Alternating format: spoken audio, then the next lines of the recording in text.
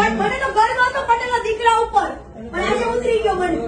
તને તો ગર્વ આદે ઉતરી ગયો. નમન તો તું જાણની મોબાઈલ વાપરતી છે ને કીર્તિ, અને પેલી કૂતરી કોઈ ભોગ ભોગ ભોગ ભોગતા છે ને તારનો ઉતરી ગયો છે ગર્વ તારા ઉપરથી. હે જ ભમરાળી સામું જોઈને બોલાવ્યો, મોઢું ફેરવી દે મારા બેટો, મોઢું ફેરવી દીધું એને. આ તો મોઢું ના ફેરવે તો શું કરે? હવારમાં દાડો બગાડે. કૂતરી એના ઓફિસે થઈને ઉભી રહે, પેલો હવારમાં તારું મોઢું ધોવે ને તો આખો દાડો એનો બાતલ જાય.